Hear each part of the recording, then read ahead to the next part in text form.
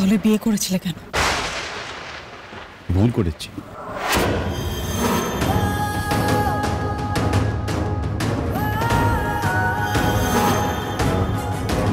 আবার ক্ষমা চাইছি। আমার আপনাকে বিয়ে করাটা ভুল হয়ে গেছে। আর আপনিও জানেন ভালো করে যে আমি বিয়েটা করতে চাইনি, আপনাকে আমি সিঁদুর পড়াতে চাইনি। জানি না কোন নেশায় কোন ঘরে আপনাকে আমি সিঁদুর পড়িয়েছিলাম। চিত্রা, একটা কথা আপনি জেনে নিন ভালো করে, আমি আবার বলছি, আপনাকে আমি ভালোবাসি না।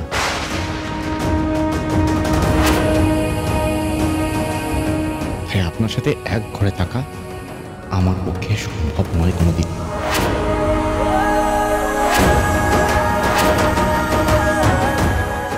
আপনি এক কাজ করুন, যতদিন আমাদের ডিভোর্স হচ্ছে না আপনি এই বাড়িতে থাকতে পারেন। আপনি আজ থেকে গেস্ট রুমে থাকবেন।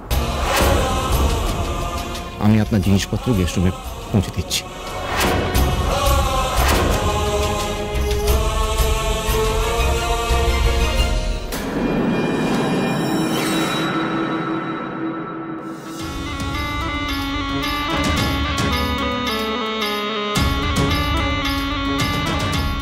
ঘর পাল্টাতে হবে আজই? তাহলে তাহলে কিঞ্জলের সাথে আমার মিলন হবে কি করে? আমাদের সন্তান হবে কি করে? কিঞ্জলের মধ্যে এমন এক দিব্য গুণ আছে, ওর সাথে যে নাগিনীর মিলন হবে সেই নাগিনী গর্ভবতী হলে গর্ভের সন্তান জন্মাবে মাথায় মণি নিয়ে। কিঞ্জল, কিঞ্জল, আমার কথাটা একবার শোনো।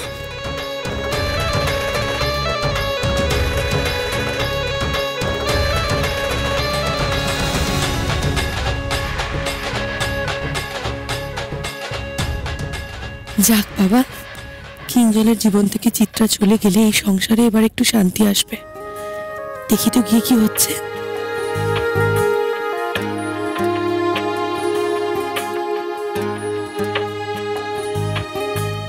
এই কই যাচ্ছিস তুই? ওই দেখো, সারাক্ষণ বুঝি আমি তোমার চোখের সামনে থাকবো? তাহলে আমার বাকি কাজগুলো কে করবে শুনি? তোর আবার কিসের কাজ রে? দুনিয়া চালানো কি কম কাজ গো মা? সে ঠিক মতো পাক খেলো কিনা তা দেখতে হবে না? তার মধ্যে সারাক্ষণ আছে তোমার চিন্তা। তোমার বিপদ হলে যে আমি তোমায় সাহায্যটুকুও করতে পারবো না। কি যে বিচ্ছিরে একটা দিব্যি দিলে না তুমি। ও মা, মাথার দিব্যিটা তুলে নাও না গো মা। ও মা, নাও না, তুলে নাও না। তুই আমার কাছেই থাক সারা জীবন, এটাই যে আমার কাছে বিরাট পাওনা রে নীলু। আমার বিপদ নিয়ে তোরে মাথা ঘামাতে হবে না। তোমার বিপদ যে এখন ঘরে গিয়ে দাপাচ্ছে গো মা।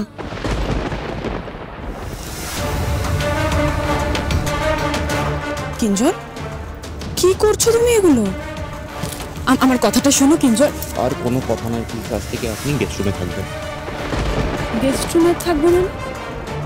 কি আশ্চর্য কিঞ্জল, আমি তোমার স্ত্রী, আমি গেস্ট রুমে থাকবো? আমি তো বলেছি আপনাকে আমার ভুল হয়ে গেছে, আমি ক্ষমাও চেয়ে নিয়েছি। আমার জীবনে না অশান্তি চাই না, আপনি অশান্তি বাড়াবেন না প্লিজ।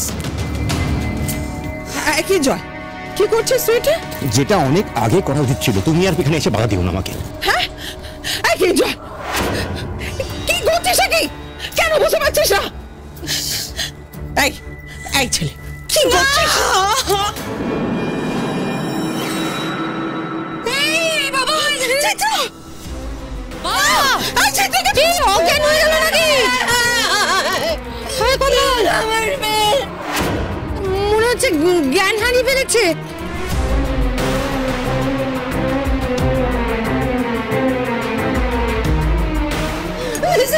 কি হলো আমার? দেখ দেখ তোর জন্য কি হলো, মেয়েটা অজ্ঞান হয়ে গেল। কত বড় আঘাত দিলি তুই মেয়েটাকে। এই, তোর কাছে চিত্রার থেকে পঞ্চমী বড় হলো? হ্যাঁ, তোর এত বড় সাহস, তুই তোর নিজের স্ত্রীকে অবজ্ঞা করছিস। তোকে কি করছো কি মা তুমি? প্লিজ প্লিজ মিসেস মল্লিক, আমি আমি চাই না আমার মেয়ের জন্য আপনাদের নিজেদের মধ্যে কোনো অশান্তি হোক। আমি একদম চাই না, বিশ্বাস করুন। অদ্রিজা চলো, আমরা বরং চিত্রাকে ধরে ধরে গেস্ট রুমে নিয়ে যাই। চল। এই শঙ্খিনী দেখছি আমার সব প্ল্যান ভেস্তে দেবে। কি বলছেন মাসিমা, এই অবস্থায় গেস্ট রুম? না না না না, আমরা বরঞ্চ এই খাটেই ওকে শুইয়ে দিই না। ধরুন, আপনি ধরুন।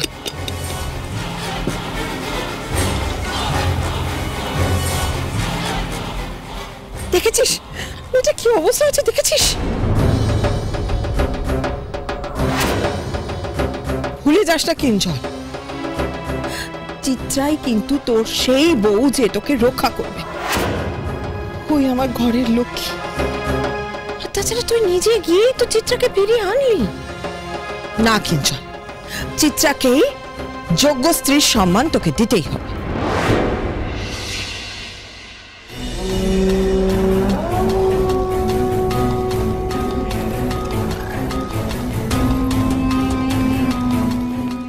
চোখ খুলছে, চোখ খুলছে।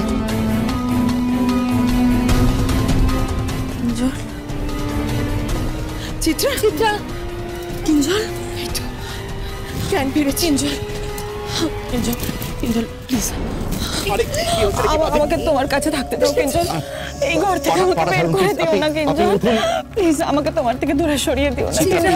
তোমার এরকম করো না, শরীর খারাপ করবে মা। ও কিঞ্জল, চিত্রা, চিত্রা, চিত্রা, মা আমার, এইভাবে কি জোর করে ভালোবাসা পাওয়া যায় বলো? কিঞ্জল যখন চাইছেই না তুমি এই ঘরে থাকো, তখন আর মম প্লিজ, মম আমার এই ঘরে কাজ আছে। তুমি একটু বেশি কথা বলো না। আমার এই ঘরে কাজ আছে মম, আমি যেতে পারবো না। বেটা, কিঞ্জল বলছি আমার কাজ আছে এই ঘরে। এই ঘরে তোমার কি কাজ আছে চিত্রা?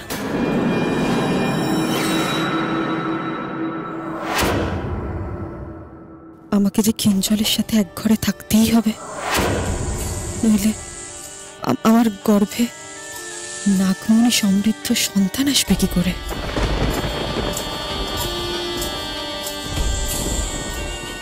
অনেক সহ্য করেছি আমি, আর নয়। আমি এই ঘর ছেড়ে কিছুতেই যাব না। নিজের দাবি আমি ছাড়বো না। আর ডিভোর্স দেওয়ার তো কোনো প্রশ্নই হচ্ছে না। আমি এই ঘরেই থাকবো, ব্যাস। বাহ, ভাই, ভাই শোন ভাই। আচ্ছা চিত্রা, তোমার মায়ের ওপর পঞ্চমী কি জাদু করেছেন বলো তো? হ্যাঁ, তোমার মায়ের কাছে মেয়ের থেকে পঞ্চমীর স্বার্থ বড় হচ্ছে। না না মিসেস মল্লিক, আমি আসলে আমি কিঞ্জলের মা হয়ে তোমাকে বলছি চিত্রা, তোমাকেই আমি আমার বাড়ির বউ হিসেবে মানি। আমি তোমাদের বিয়েটা বাঁচাবো। আজ সুবচনী পুজো হবে। অদ্রিজা, তুমি একটু এদিকে শোনো। বলো। শোনো, তুমি ফুল্লরাকে গিয়ে বলো বসার ঘরটা ধুয়ে পুজো একদম পরিষ্কার করে। ঠিক, ওখানে সুবচনী পুজো হবে। চিত্রা আর কিঞ্জল পুজোতে বসবে। আর পঞ্চমী যেন পুজোর ধারে কাছেও না আসতে পারে। পঞ্চমী ওই ঠাকুর ঘরে থাকবে, নিত্য পুজো যেমন করে সেরকম, কিন্তু ঘরে বন্ধ থাকবে। আমি এক্ষুনি সব ব্যবস্থা করে দিচ্ছি। আজ সুবচনী পুজোর পর যজ্ঞের ব্যবস্থা করাতে হবে। তাহলে যজ্ঞের আগুনের ধোঁয়ায় চিত্রার আসল রূপ বেরিয়ে আসবে সবার সামনে। পঞ্চমী